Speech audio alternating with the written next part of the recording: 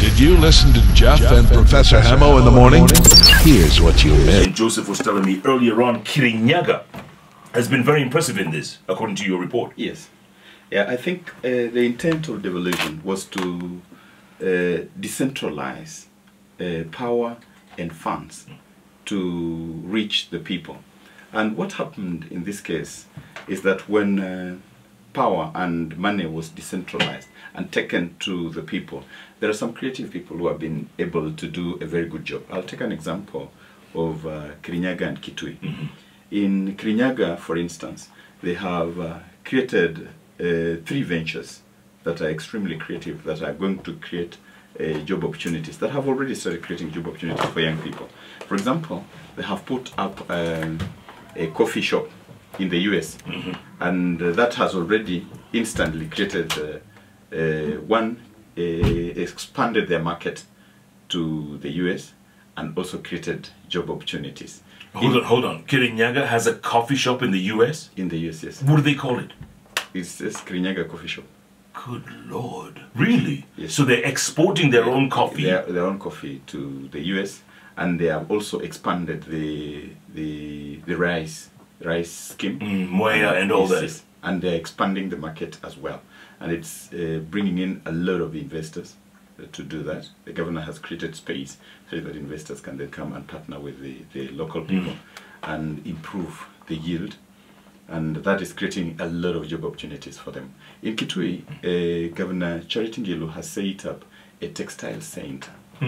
And they have funded, it's a fully county government funded textile center that's run by women and young girls. And what they are doing is now they are supplying clothing to neighboring counties like Makueni, to Machakos. And so far, as we speak, that textile center has already employed up to 120 people. Wow. And they are concentrating on young people. They have a bias to women and girls. But it's fine. When you look at the creativity with which they have put in vis-a-vis what they are given from the exchequer, then you realize that they are doing a very good job. They're expanding their scope. Given time, like in 10, 20 years to come, they will be self-sustaining. They will be sufficient on their own. They will not be over-reliant to the exchequer like they are today. Right. And it's no surprise that those 2 counties you just mentioned happen to be run by women governors. Yes. It's no surprise. Yeah, that tells a lot. I think a time has come when we start believing in women leadership. I have a feeling then they're doing a good job. Among we only have 3 women governors. Even Joyce Lagoso is doing very well. She's doing very well. There's an improvement from where her predecessor lay. Yes. Yeah. There are new governors who have dropped drastically from where their predecessors left. Right, like Kiambu. Yeah, like Kiambu, like Nairobi. Yeah, they have dropped. Wow, interesting analysis here. Okay, questions, a lot of tweets coming in thick and fast. People want to know about their counties. Emmanuel Mabwoga is asking, please ask him to rank my 1 street town county number. I think it's 046, Nyamira. How did Nyamira do? Nyamira did not do badly. Nyamira was ranked number 26. Okay. Yeah. Right past the Kiambu a little bit. Why does he call it? It's a 1 street town. Yeah. But particularly on the issue of job creation and the young people, then you realize that when it began, among the people who were so enthusiastic and extremely optimistic were the people of Machakos County. Yes. That optimism has since gone down. Because then it was not being fed on proper feeding that will help grow the enthusiasm and the motivation. So how did Machakos do? To work hard. Machakos was ranked number 17. 17 yes. Out of 47. But we hear so much PR coming out of Machakos. Yeah, I think that's what has toned down the motivation and the commitment of the people. You know, when you promise so much and deliver little, that is what happens. I think it is high time we concentrate on certain things that can be able. There are counties that are extremely productive, they're very productive, that if they got a creative leader, they will be able to transform into fast worlds. They will develop very fast, they will be self-sufficient, but they are still lagging behind because they lack the creative touch in the leadership. Yeah. But again, the young people themselves, we were picking some interns within some interviews, and I was talking to some young people. Some of them told me that I give them time, they go and think, they will get back to me later. So, in the course of creating this opportunity and expanding the environment to accommodate as many young people as possible, they are supposed also to be inclined to the vision. Yes. Not to go back and sit down. No, we're moving into, in my opinion, we're moving into very dangerous days. The days are gone when young people used to be very committed to what they do. Today you will find a graduate, a high school graduate, from Form 4 leaver, who has done very well. For example, I had a student, I was checking their South African. She has an A in English, but when she came in, did not even greet me. They did not put what is on paper into use. Into practice. Just that English. And when I asked her to write an application later, what she wrote to me was something you will read it as extremely rude, very discouraging. It does not depict a person who has done very well in language. In getting an A. In getting an A. Yeah, and I'm sure the diction was almost shorthand. Yes. You know how people write, young people write these days. You guys just help me.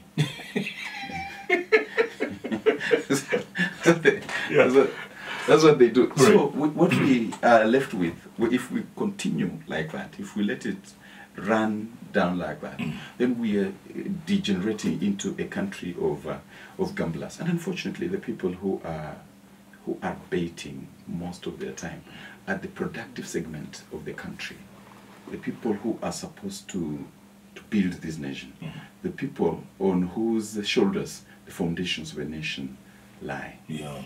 If we let those people go to bed and wake up to gamble, then there is a problem. A big problem. Yeah, because then we do not have a proper vision on which we can anchor our nation. We are saying, we are hoping that if Ajax and Tottenham, if Ajax wins, then I benefit. Correct. Tottenham. Correct. It's betting. It's betting. And you know, slowly by slowly, this will catch up with us.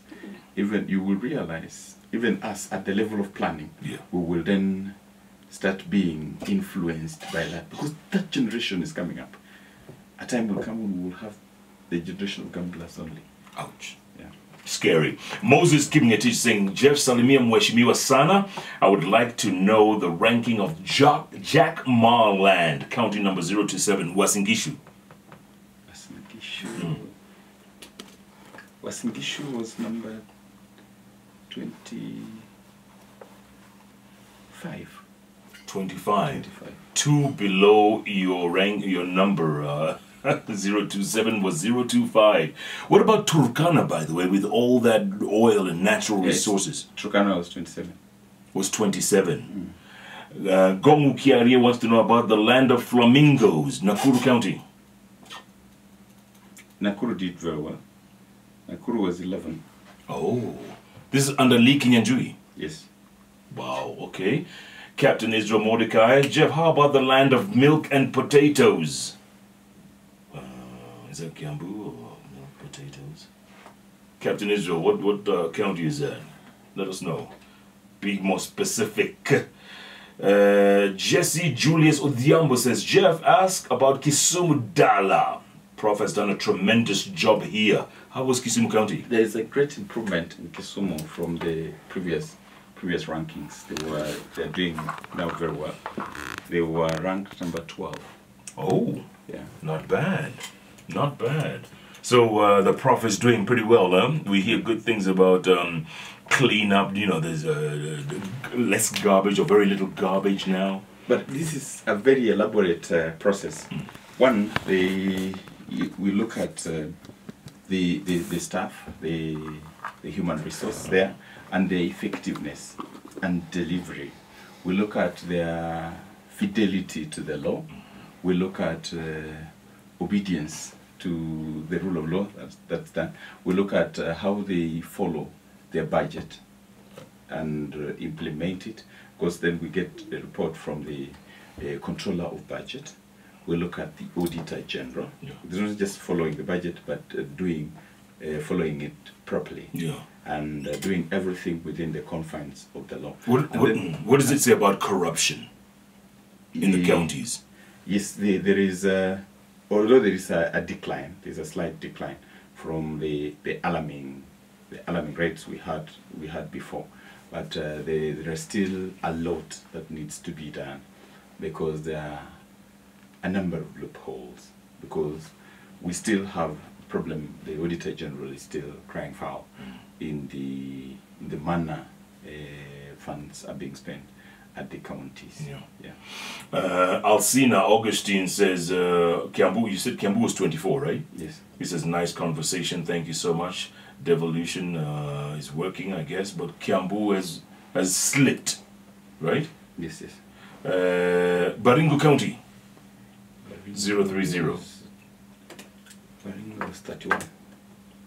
County number 030 is number 31 in the ranking. Wow. Did anything surprise you from this findings? Anything surprise you other than the fact that, you know, the women governors are obviously the ones who are standing out? I was surprised that among the top performers, a good number of governors are new. Yeah. When you check in the top 10, the governors who are maintained in the top 10, actually in the top 20, a good number of them. Like the top 5, we have about, in the top 5, we have 4 governors who are new. Wow. Yeah. 4 out of 5. Yes. We have Kirinyaga, yeah. Waiguru, we have Kitui, Charity Ngilu, yeah. we have Nyandarua, we have Kimeme, and then Nokisi and Makueni, they're still there. Wow. So 3 out of 5. That's not bad. 3 are newcomers. Yes. Yeah. Anything disappoint you? Anything that was shocking, you know, in the report? I was extremely disappointed with Nairobi, and because the kind of potential Nairobi holds, yeah. And I found out that most of the problems that Nairobi has is that the workforce in Nairobi, the people the human resource in Nairobi are working under duress. They are not giving their best. They are not going out of their way to do the best for the county. So that's a very wrong trend. It's a dangerous trend. It's not a good one to follow. And also the fidelity to the law and obedience to the rule, and living within their budget estimates is also a problem, because they keep on shifting goalposts, they keep on changing their plan every now and then. That does not sustain development as such, and then does not ensure growth. So Nairobi didn't do very well, didn't live to our expectations. But now, most importantly, is that if a way can be found where the county assemblies, for example, can be properly strengthened and their capacity built to a level that they can be able to ensure accountability in devolution, and not just accountability in terms of expenditure of funds and following the budget, accountability to a response to policies like the AGPO policy, access to government procurement, government tenders for women and young people, because then that creates an opportunity. This country was ranked very favorably by the International World Bank funded report on ease of doing business. And among the key pointers that made Kenya perform so well in the ease of doing business is access to credit.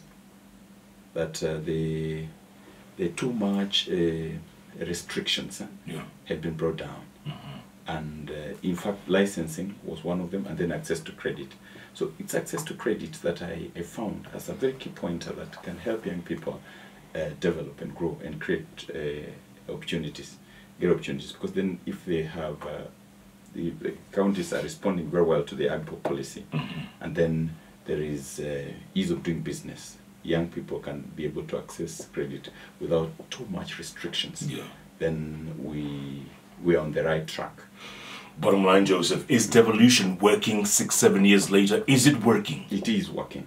Because you can see from what I have been sharing, you realize we are beginning to become creative. We're starting to find a formula, a winning formula.